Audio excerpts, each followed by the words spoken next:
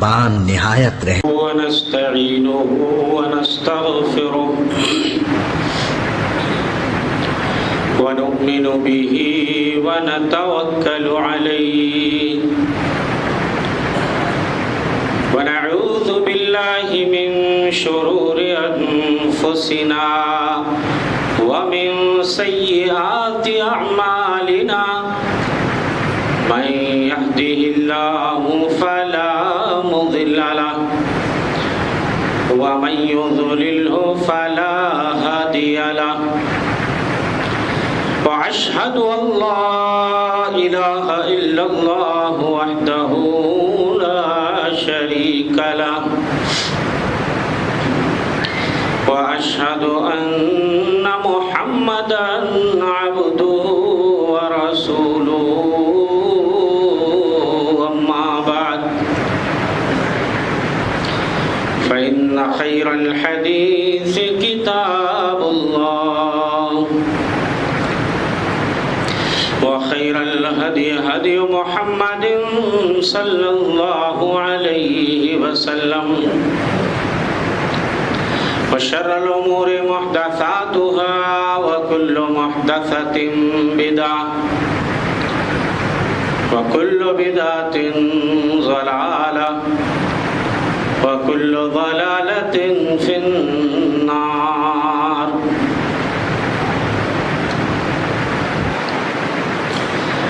يقول الله سبحانه وتعالى في كتابه الحكيم: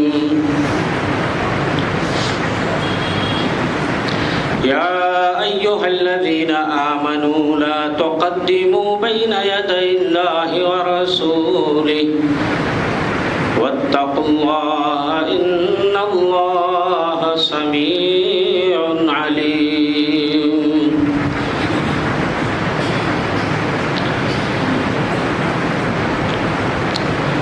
وقال النبي صلى الله عليه وسلم: عليكم بسنتي وسنة الخلفاء الراشدين المهديين من بعدي عضوا عليها بالنواجذ وإياكم ومحدثات الأمور فإن كل محدثة بدعة وكل بدعة ضلالة وكل ضلالة في النار.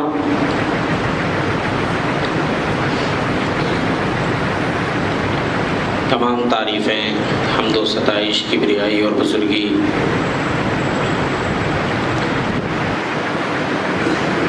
اللہ تبارک و تعالیٰ کے لیے لائق و سزاوار ہے، جو سارے جہانوں کا خالق و مالک ہے، مربی اور پالنہار ہے. بعدہ بے شمار درود و سلام نازل ہو اس کے آخری نبی اور رسول جناب محمد مصطفیٰ صلی اللہ علیہ وسلم پر.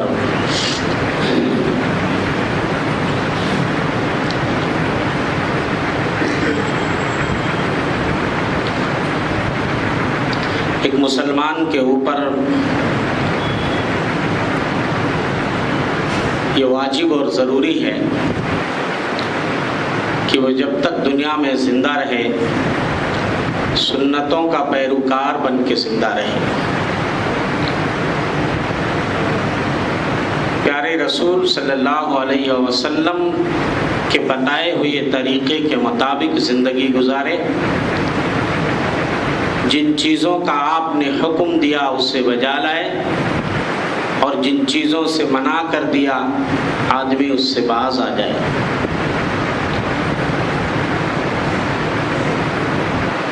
پیارے رسول صلی اللہ علیہ وسلم کی اطاعت اور فرما برداری بالکل اسی طرح واجب اور ضروری ہے جس طرح اللہ سبحانہ و تعالیٰ کی اطاعت اور فرما برداری ضروری ہے. اس لیے کہ اللہ نے اپنی اطاعت کے ساتھ ساتھ اپنے نبی کی اطاعت کا بھی حکم دیا ہے قرآن مجید میں کئی جگہوں پر. اگر اطیعوا اللہ کہا گیا تو ساتھ میں اطیعوا الرسول بھی ہے کہ اللہ کی اطاعت کرو اور رسول اللہ صلی اللہ علیہ وسلم کی اطاعت کرو. اور اور اللہ کی رسول صلی اللہ علیہ وسلم کی اطاعت دراصل اللہ ہی کی اطاعت ہے۔ وَمَن يُطِعِ الرَّسُولَ فَقَدْ أَطَاعَ اللَّهَ، جس نے رسول صلی اللہ علیہ وسلم کی اطاعت کی اس نے گویا اللہ ہی کی اطاعت کی۔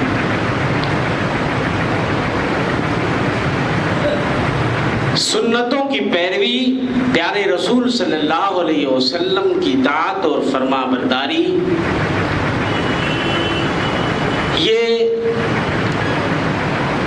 دلوں کا سرور ہے، آنکھوں کا نور ہے، اس سے روح کو تازگی حاصل ہوتی ہے، رب ذوالجلال کی خوشنودی ملتی ہے، اور آخرت میں یہ دخول جنت کا بھی سبب ہے۔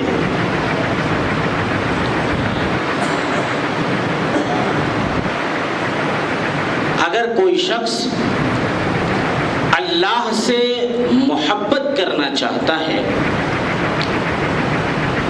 تو اسے رسول اللہ صلی اللہ علیہ وسلم کی پیروی کرنی ہی پڑے گی، اور اللہ نے خود اپنے پیارے رسول صلی اللہ علیہ وسلم کو حکم دیا ہے کہ آپ لوگوں سے کہہ دیجئے اگر تمہیں اپنے اللہ سے محبت ہے تو تم میری پیروی کرو، میرے بتائے ہوئے طریقے پہ چلو۔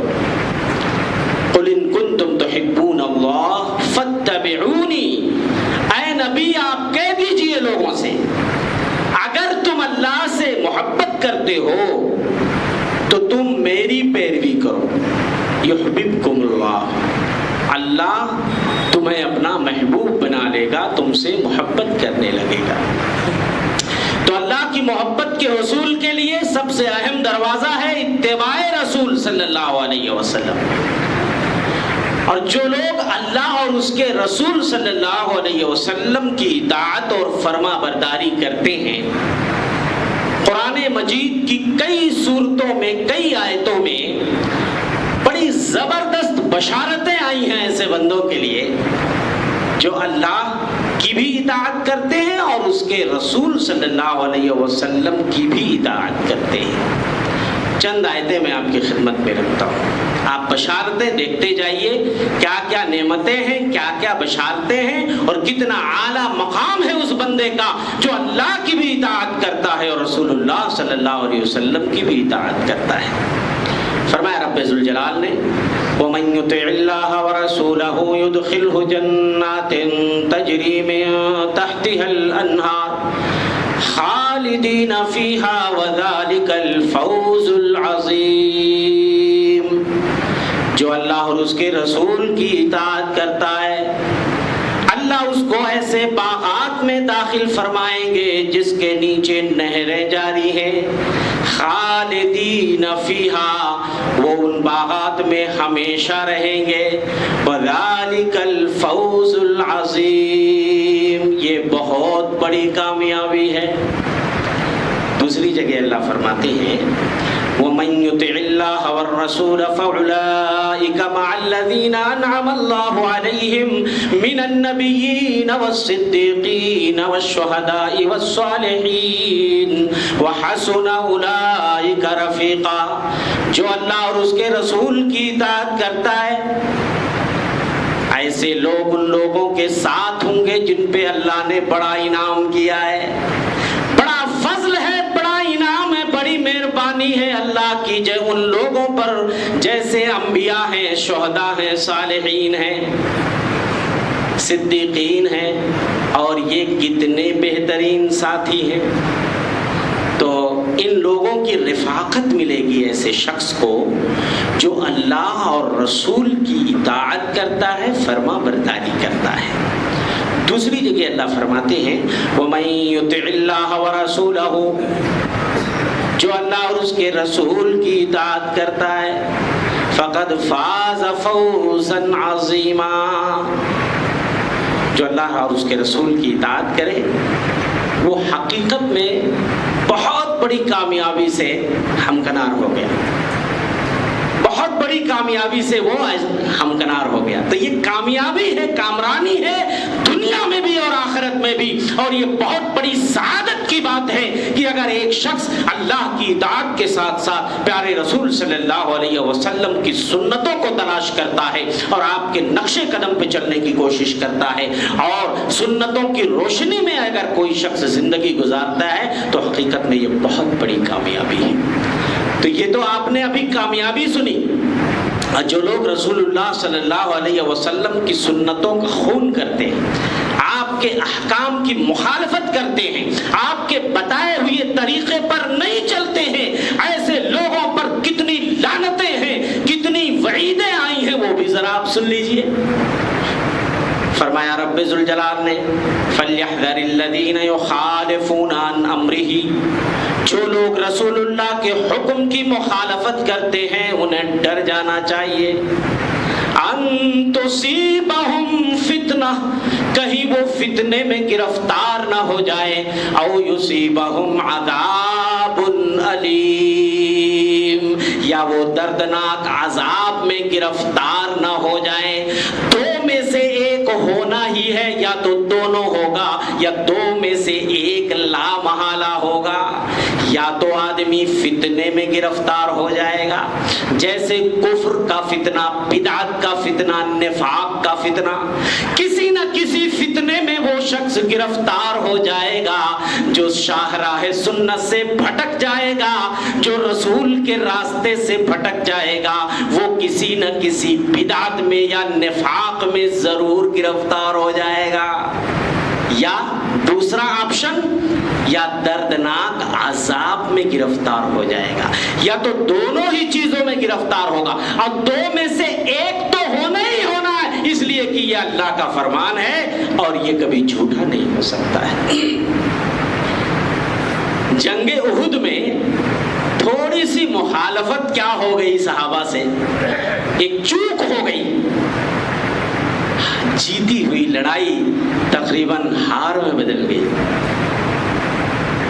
حضرت عبداللہ ابن جبیر کی سرکردگی میں احد کی پہاڑی آپ نے دیکھا ہوگا, ایک لمبا سلسلہ ہے, جو لوگ زیارت کے لیے گئے ہوں گے, اسی کے دامن میں احد کی لڑائی ہوئی تھی. اور اس کے مقابل میں ایک چھوٹی سی پہاڑی ہے جس کو جبل رومات کہا جاتا ہے یا جبل عینین کہا جاتا ہے. چھوٹی سی پہاڑی جو اب کٹ کر کے بہت تھوڑی سی رہ گئی ہے, بہت مختصر سی رہ گئی ہے. اللہ کے رسول صلی اللہ علیہ وسلم نے اس چھوٹی پہاڑی پر جب لڑائی ہو رہی تھی, ایک طرف تو بڑی پہاڑی ہے, اس کے پیچھے سے آنے کا سوال ہی پیدا نہیں ہوتا کہ کوئی دشمن اس کی چوٹی پہ چڑھ کر کے آ جائے, لیکن چھوٹی جو پہاڑی ہے یہاں خطرہ تھا کہ اس پوائنٹ سے دشمن کہیں پیچھے سے حملہ نہ کر دے. آپ نے کچھ تیر اندازوں کو وہاں متعین کر دیا تھا کہ بھئی ہم ہاریں یا جیتیں, تمہیں یہ پوزیشن نہیں چھوڑنی ہے, ہمیں پرندے پہ اچک لے جائیں تو تم وہیں رہنا, اپنی جگہ نہیں چھوڑنا. جنگ کے پہلے راؤنڈ میں مسلمان جیت گئے اور مشرکین بھاگ گئے, بھگدڑ مچ گئی. مسلمان انہیں کھدیڑنے میں, مارنے میں کامیاب ہو گئے. تو جب غنیمت لوٹنے لگے تو اس پہاڑی پہ جو لوگ تعینات تھے انہوں نے کہا اب تو ہم جیت گئے, اب یہاں رہنے کی ضرورت کیا ہے, چلو ہم بھی غنیمت لوٹتے ہیں. ان کے کمانڈر نے کہا نہیں, پیارے رسول صلی اللہ علیہ وسلم کا یہ آرڈر نہیں ہے, ہم ہارے یا جیتے آپ نے فرمایا ہے ہمیں یہیں رہنا ہے. مگر لوگوں نے بات نہیں مانی اور وہاں سے اتر کے وہ بھی غنیمت لوٹنے لگے. پتا چلا دشمن پیچھے سے حملہ زن ہو گیا اور مسلمانوں کے سروں پہ آ کر کے جب وہ پہنچ گئے تو مسلمانوں کو سنبھلنے کا موقع نہیں ملا. پتا یہ چلا بہت بھاری نقصان ہو گیا, 70 صحابہ شہید کر دیے گئے. یہ جو جماعت تھی یہ کتنی مقدس جماعت تھی صحابہ کی, ذرا آپ سوچئے. لیکن پیارے رسول صلی اللہ علیہ وسلم کے ایک حکم کو نہ ماننے کے نتیجے میں کتنا بڑا نقصان ہو گیا. تو نقصان ہونا طے ہے. جو بھی رسول اللہ کے حکم کی مخالفت کرے گا, اللہ فرماتے ہیں فَلْيَحْذَرِ الَّذِينَ يُخَالِفُونَ عَنْ أَمْرِهِ, جو رسول اللہ کے حکم کی مخالفت کرتے ہیں انہیں ڈر جانا چاہیے. یا تو وہ فتنے کا شکار ہو جائیں گے, کسی بدعت کا شکار ہو جائیں گے, نفاق کے فتنے میں گرفتار ہو جائیں گے, کفر کے فتنے میں گرفتار ہو جائیں گے, اور یا تو دردناک عذاب کا شکار ہو جائیں گے. ان کے دشمن ان پہ مسلط ہو جائیں گے, دشمن انہیں ماریں گے, کاٹیں گے, دنیا میں انہیں ذلیل کریں گے, اس لیے کہ انہوں نے نبی کا راستہ چھوڑ دیا, نبی کی سنتوں سے منہ موڑ لیا.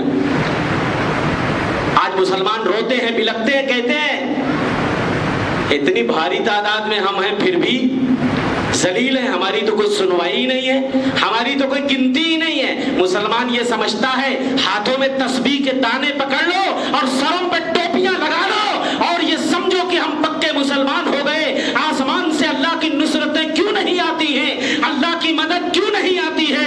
ارے ہم تو مسجدوں میں بھی حاضری دے دیتے ہیں, اللہ کی مدد کیوں نہیں آتی ہے؟ آپ قدم قدم پہ رسول اللہ صلی اللہ علیہ وسلم کی سنتوں کا خون بہاتے ہو اور دین اسلام کا مذاق اڑاتے ہو, اور اس کے بعد اللہ کی مدد کے آپ منتظر بیٹھے ہوئے ہو.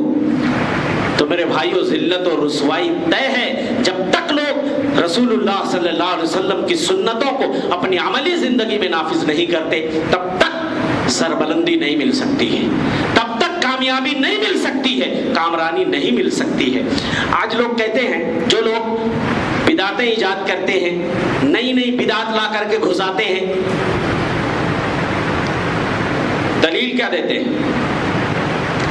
بھئی ہمارا جذبہ بڑا نیک ہے, بڑی محبت ہے ہمیں دین سے, پیارے رسول صلی اللہ علیہ وسلم سے, ہم کوئی برا کام تو نہیں کر رہے, کوئی غلط تو نہیں کر رہے بھائی, ہم نیک جذبے سے یہ کام کرنے چلے ہیں. لیکن میرے بھائیو یاد رکھیے, صرف جذبہ نیک ہو جانے سے کام نہیں چلے گا. دل صاف ہو جانے سے اور جذبہ نیک ہو جانے سے کوئی عمل قابل قبول نہیں ہوتا. جب تک کہ اس پہ سنت کی مہر نہ لگ جائے, جب تک شریعت میں اس کی کوئی دلیل نہ مل جائے, تب تک کوئی بھی عمل قابل قبول نہیں ہوتا ہے. دو واقعہ میں سنانا چاہتا ہوں. علامہ ابن العربی نے متصل سند کے ساتھ ایک روایت نقل کی ہے کہ مدینے کے امام مالک بن انس نے ایک آدمی کو دیکھا کہ وہ مکہ جانا چاہ رہا تھا حج یا عمرے کے لیے, تو وہ رسول اللہ صلی اللہ علیہ وسلم کی مسجد کے پاس سے, آپ کی قبر کے پاس سے احرام باندھ رہا تھا اور تلبیہ پکار رہا تھا. حضرت امام مالک نے اسے دیکھا تو ٹوکا اور کہا, میرے بھائی انی اخشا علیک الفتنہ, میں تمہارے اوپر فتنے سے ڈرتا ہوں, کہیں تم فتنے میں گرفتار نہ ہو جاؤ. اس آدمی نے کہا, وَأَيُّ فِتْنَةٍ فِي هَذَا, ارے اس میں امام صاحب فتنے کی کیا بات ہے, انما ہی امیال ازیدها. اللہ کے رسول صلی اللہ علیہ وسلم مدینے سے نکل کے جب ذوالحلیفہ پہنچے, تب وہاں سے آپ نے احرام پہنا تھا, میں چند میل پہلے ہی احرام باندھ رہا ہوں, تلبیہ پکار رہا ہوں, تو اس میں فتنے کی کون سی بات ہے؟ امام مالک نے کہا, میرے بھائی, پیارے رسول صلی اللہ علیہ وسلم اپنی مسجد چھوڑ کے ذوالحلیفہ کہے گئے, اس لیے کہ ذوالحلیفہ یہ مدینے والوں کی میقات ہے, اور ذوالحلیفہ پہنچ کر آپ نے احرام پہنا اور صحابہ نے احرام پہنا اور تلبیہ پکارا. یہ ہمارے لیے سنت ہے. میرے بھائی, اگر اس میں کوئی فضیلت ہوتی, نبی کی مسجد کے پاس سے احرام پہننے میں اور تلبیہ پکارنے میں کوئی فضیلت ہوتی, تو تم سے پہلے یہ فضیلت رسول اللہ حاصل کر لیتے, رسول اللہ صلی اللہ علیہ وسلم کے صحابہ حاصل کر لیتے. لیکن وہ اپنی مسجد چھوڑ کے ذوالحلیفہ گئے, اس لیے ہمیں بھی وہیں چلنا پڑے گا. میں تمہارے اوپر فتنے سے ڈرتا ہوں. اور اس کے بعد امام مالک نے اسی آیت کریمہ کی تلاوت فرمائی, فَلْيَحْذَرِ الَّذِينَ يُخَالِفُونَ عَنْ أَمْرِهِ أَن تُصِيبَهُمْ فِتْنَةٌ أَوْ يُصِيبَهُمْ عَذَابٌ أَلِيمٌ. جو لوگ اللہ کے رسول کی بات نہیں مانتے، آپ کے حکم کی مخالفت کرتے ہیں، انہیں ڈر جانا چاہیے کہ وہ کہیں فتنوں میں گرفتار نہ ہو جائیں یا دردناک عذاب کا شکار نہ ہو جائیں۔ دوسرا واقعہ حضرت سعید بن مسیب کے حوالے سے ہے۔ علامہ البانی وغیرہ نے ارواء الغلیل میں دونوں واقعات کو نقل کیا ہے، اس کی سند صحیح ہے۔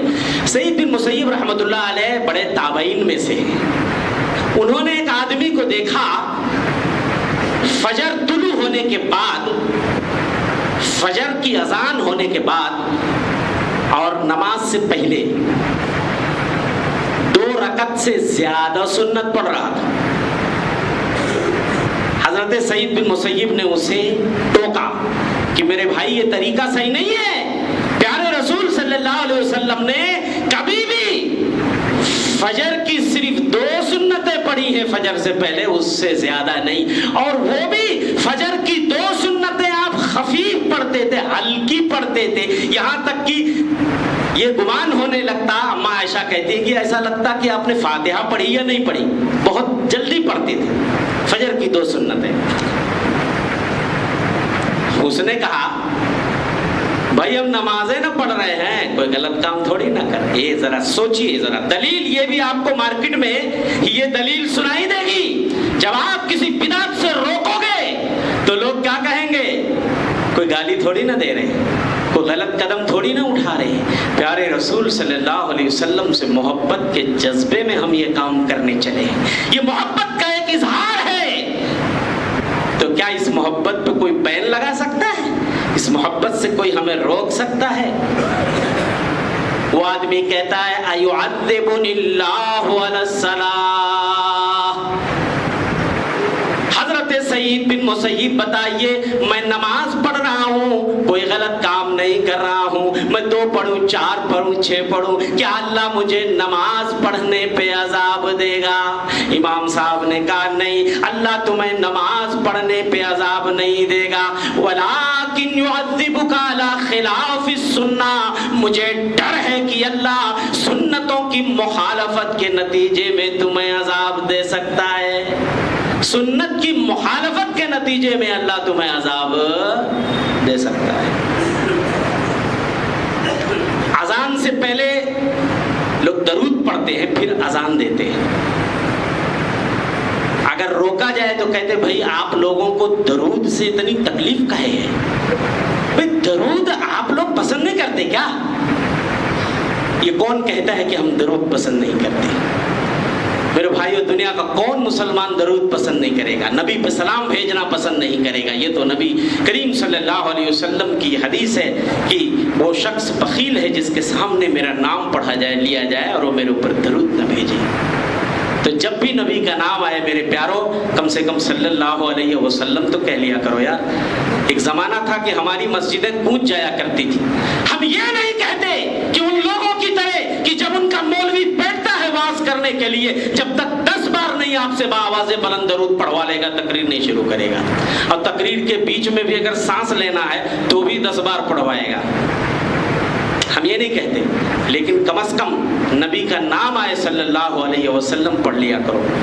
میں یہ نہیں کہتا کہ بہت آپ چیخ کر کے خطبے کے دوران بھی آپ کو صلی اللہ علیہ وسلم پڑھ لینا چاہیے، کم از کم آپ کے بازو والا سن لے تو کوئی حرج کی بات نہیں ہے۔ پہلے مسجدیں گونج جایا کرتی، لیکن ہمارے یہاں بھی تھوڑی سی کمی ہے اس میں کہ آج بہت سارے لوگوں کو سانپ سونکھ جایا کرتا ہے۔ نبی کریم صلی اللہ علیہ وسلم کا نام آتا ہے تو لوگ چپ مار کے بیٹھے رہتے ہیں۔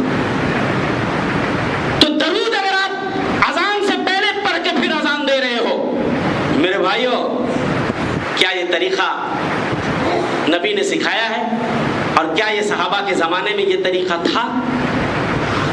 اگر نہیں تھا تو کیا آپ ہر جگہ جہاں چاہو گے درود پڑھو گے؟ طریقہ یہ ہے، اذان دے لو، اس کے بعد درود پڑھو، پھر نبی کے لیے وسیلہ کی دعا مانگو۔ نبی کہتے میری شفاعت حلال ہو جائے گی ایسے شخص کے لیے۔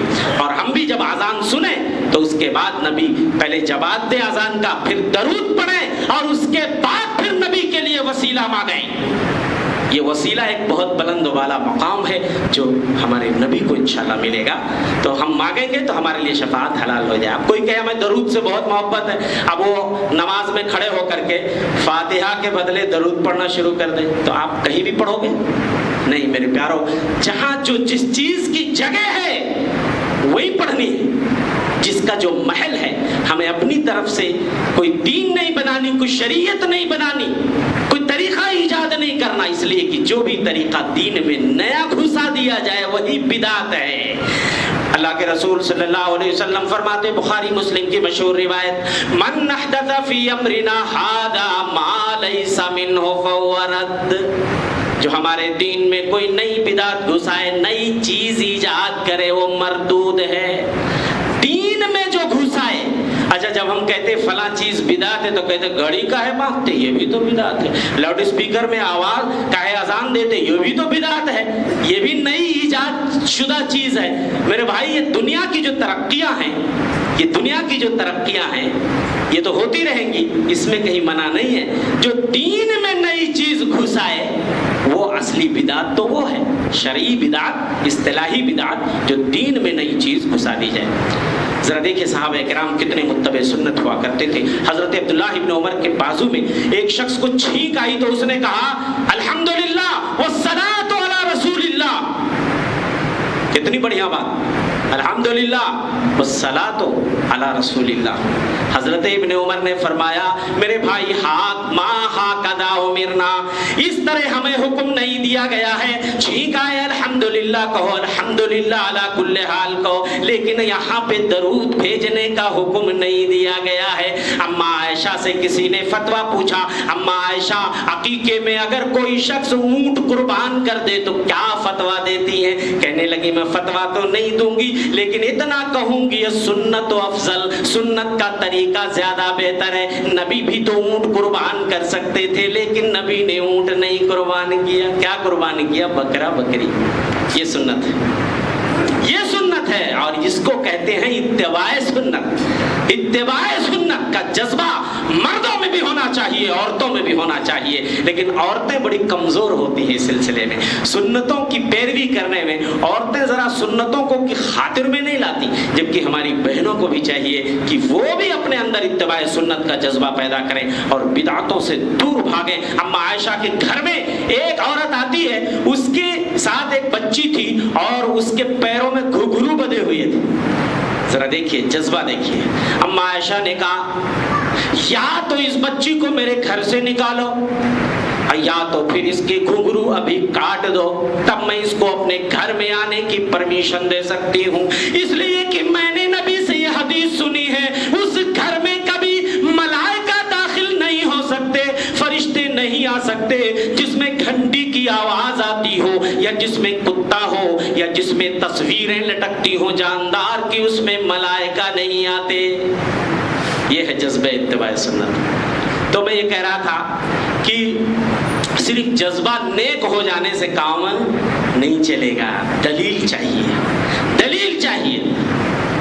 اب آپ دیکھیے اس ربیع الاول کے مہینے میں کتنی بدعتیں لوگوں نے ایجاد کر لی. میرے بھائیو, ربیع الاول کی فضیلت میں کوئی نص یا کوئی دلیل, کوئی آیت یا حدیث تو آپ کو نہیں مل سکتی. جس طرح دیگر مہینے رمضان ہے, محرم ہے, ان مہینوں کی فضیلت میں دلیلیں موجود ہیں. ہاں ایک بہت بڑا حادثہ اس میں ہوا اور ایک بہت بڑی خوشخبری بھی آئی, وہ یہ ہے کہ پیارے رسول صلی اللہ علیہ وسلم کی ولادت باسعادت ہوئی اس مہینے کے اندر, اور اسی مہینے میں آپ کی وفات بھی ہوئی. آپ کی وفات بھی ہوئی. ولادت میں بڑا اختلاف ہے, دسیوں اقوال آپ کو ملیں گے کہ پیارے رسول صلی اللہ علیہ وسلم کی ولادت ہوئی کب. مہینے میں بھی اختلاف ہے, لیکن چلو مہینہ ربیع الاول کا ہی ہے, لیکن ڈیٹ میں, دن میں, تاریخ میں بڑا اختلاف ہے. زیادہ راجح قول یہ ہے کہ 9 ربیع الاول کو آپ کی ولادت ہوئی, لیکن پیدائش تو طے ہے کہ 12 ربیع الاول کو آپ کی وفات ہوئی. میرے بھائیوں چلو ہم مان لیتے ہیں آپ کی ولادت باسعادت بھی 12 ربیع الاول کو ہوئی, لیکن آپ کی وفات بھی تو 12 ربیع الاول کو ہے جو کنفرم ہے. مجھے بتاؤ آپ کے گھر کا کوئی فرد اگر کسی ڈیٹ میں پیدا ہوا ہے اور اسی ڈیٹ میں اسی دن میں اس کی وفات بھی ہے تو آپ کیا کرو گے؟ ولادت کا جشن مناؤ گے یا وفات کا غم مناؤ گے؟ میرے بھائیوں، صحابہ کی نگاہوں میں وہ دن جس دن نبی دنیا سے تشریف لے گئے وہ کتنا کالا اور سیاہ دن تھا. حضرت انس کہتے ہیں کہ تشریف لائے مدینے کا ذرہ ذرہ روشن ہو گیا، لیکن جب نبی دنیا سے تشریف لے گئے مدینے کا ذرہ ذرہ تاریک ہو گیا، تاریکی پھیل گئی. جس دن کو صحابہ تاریک دن سمجھتے تھے، آج اس دن میں آپ جشن مناتے ہو. یہ تو صرف آپ کا دل گردہ ہو سکتا ہے، یہ کسی متبع سنت کا دل گردہ نہیں ہو سکتا کہ جس میں پیارے رسول صلی اللہ علیہ وسلم دنیا سے تشریف لے گئے ہوں اور جب دنیا کا ذرہ ذرہ تاریک ہو گیا ہو، اندھیرا چھا گیا ہو، صحابہ کا کلیجہ کٹا جا رہا تھا. ارے حضرت بلال حبشی نبی کی وفات ہو چکی ہے، ابھی آپ کی تدفین عمل میں نہیں آئی ہے، اذان کا وقت ہوتا ہے. بلال اذان دینے کے لیے کھڑے ہوتے ہیں، لیکن جب اشہد ان محمد رسول اللہ پہ پہنچتے ہیں بلال کی آواز گلے میں پھنس جاتی ہے، آواز نہیں نکل پاتی ہے کہ نبی دنیا سے چلے گئے، اب نبی کا نام زبان پہ کیسے آئے گا؟ حضرت فاطمہ کا یہ حال ہوا جب لوگ دفن کر کے آ گئے، کہنے لگی اطابت انفسکم الا ان تحسوا علی ابین التراب، تمہاری جانوں نے یہ کیسے گوارا کر لیا کہ تم میرے بابا پہ مٹیاں ڈالو، تم میرے بابا کے لیے پھاڑے چڑھاؤ، ان کی قبر کھودو اور تم ان کو دفن کر کے مٹیاں ڈالو. تمہیں یہ گوارا کیسے ہوا؟ لیکن گوارا تو کرنا ہی پڑے گا، اس لیے کہ قرآن کہتا ہے انک میت و انہم میتون. اے نبی آپ بھی مردہ ہیں اور سارے لوگ مردہ، لیکن ہمارے نبی وہ مردہ نہیں ہیں جیسے عام مردے ہوتے ہیں. سن لو اہل حدیثو، تمہیں بھی بڑا تعجب ہوگا جب یہ کہا جاتا ہے انبیاء زندہ ہیں. ہمارے لوگوں کو بات ہضم نہیں ہوتی. کچھ لوگ کہتے ہیں نبی ویسے ہی زندہ ہے جیسے دنیا میں زندہ تھے، یہ بھی غلط، یہ افراط ہے. اور جو لوگ کہتے ہیں نبی بھی مردہ ہے عام مردوں کی طرح، یہ بھی غلط. راستہ بیچ میں ہے. اللہ کے رسول فرماتے ہیں ان الانبیاء احیاء فی قبورہم یصلون، انبیاء اپنی قبروں میں زندہ ہیں، وہ نماز بھی پڑھتے ہیں. صحیح روایت ہے اہل حدیث. سن لو، ہمارے لوگوں کو یہ بات ہضم نہیں ہوتی. یار نبی زندہ ہیں؟ جی ہاں. اللہ کے رسول فرماتے ہیں لوگوں تم میرے اوپر سلام پڑھو فإن صلاتکم تبلغنی حیث ما کنتم، جہاں سے بھی تم سلام پڑھو گے تمہارا سلام مجھ تک پہنچایا جائے گا. اور ایک روایت میں کہ اللہ نے کتنے فرشتوں کی ڈیوٹی لگا دی ہے، جہاں جہاں بھی لوگ نبی کریم صلی اللہ علیہ وسلم پہ درود پڑھتے ہیں اسے وہ کلیکشن کر کے نبی تک پہنچاتے ہیں. تو اب راستہ صحیح کون سا ہے؟ نبی پہ موت آئی لیکن وہ عام مردوں کی طرح نہیں ہے، قبر میں جانے کے بعد معاملہ الگ ہے. تو جو کہتے ہیں نعوذ باللہ نبی کی بیویاں بھی قبر میں پیش کی جاتی ہیں، بہت غلیظ عقیدہ ہے، یہ غلط ہے. ہاں دنیا والی زندگی تو کسی کی نہیں ہے، دنیا کی زندگی کسی کی نہیں ہے، لیکن جو نبیوں اور شہیدوں کے بارے میں آتا ہے، شہیدوں کو بھی تو قرآن کہتا ہے جو اللہ کی راہوں میں قتل کر دیے گئے انہیں مردہ مت کہو، وہ زندہ ہیں. لیکن قرآن نے کہہ دیا عند ربہم، اپنے رب کے پاس زندہ ہیں، انہیں روزی دی جا رہی ہے. اور شہیدوں کے بارے میں آتا ہے ان کی روحیں سبز پرندوں کے پیٹوں میں، قالب میں، ان کے پیٹ میں ہوتی، اور وہ عرش کے نیچے جو قندیلیں لٹکی ہیں اسی میں وہ پرندے لٹکے رہتے، جہاں جنت میں چاہتی ہیں وہ پرندے آتے جاتے ہیں. تو زندہ ہیں. انبیاء کے اوپر، انبیاء کی یہ فضیلت ہے کہ مٹی اللہ نے حرام کر دی ہے مٹی کے اوپر کہ نبیوں کے جسم کو کھائے، نبیوں کے جسم کو کھائے. تو زندگی کیسی ہے؟ زندگی ہے لیکن برزخی ہے، برزخی زندگی ہے. اس زندگی کی کیفیت ہمیں نہیں معلوم، لیکن جب قرآن کہتا ہے، جب نبی خود کہتے ہیں کہ انبیاء زندہ ہیں۔ حضرت موسیٰ کو اللہ نے دیکھا، اللہ کے رسول نے اپنی قبر میں نماز پڑھ رہے تھے، لیکن یہ نماز، اب میرے پاس وقت نہیں ہے، میں جو معاملہ کلیئر کرنا چاہتا تھا وہ تو رہ ہی گیا، اور میں چونکہ یہ مسئلے کو لے کر کے ہمارے یہاں بھی بڑا کنفیوژن ہے، کسی موقع پہ میں اس کی وضاحت کروں گا۔ تو میرے بھائیوں، زندگی ہے لیکن دنیا کی طرح نہیں ہے، برزخی زندگی ہے، اس کی کیفیت صرف اللہ جانتا ہے، لیکن عام مردوں کے جیسا مت سمجھنا، یہ بھی میں آپ کو بتا رہا ہوں، یہ گارنٹی کے ساتھ اس منبر رسول سے کہہ رہا ہوں، یہ اہل حدیثوں کا عقیدہ ہے، لیکن ہماری پبلک نہیں جانتی ہے اس کو۔ بہت سے علماء بھی شاید آپ کو نہ بتا سکیں، اس طرح کے مسائل یہ لوگ پوچھتے رہتے ہیں۔ تو یہ جو آج کل جو عید ہونی چاہیے وہ آج ہو رہی ہے، بدعت کے اندر بدعت۔ بھائی دیکھو، جو اوریجنل عید ہوتی ہے نا وہ اپنے ٹائم پہ ہوتی ہے، چاند کی رویت ہو گئی اور اس کا ڈیٹ جب فکس ہو گیا، ہزاروں تیوہار جمع ہو جائیں مگر وہ عید آگے پیچھے نہیں ہو سکتی۔ یہاں تو سمجھوتا ہو رہا ہے، کل آپ کر لو آج ہم کر لیں گے، یہی اس بات کی دلیل ہے کہ یہ نقلی عید ہے۔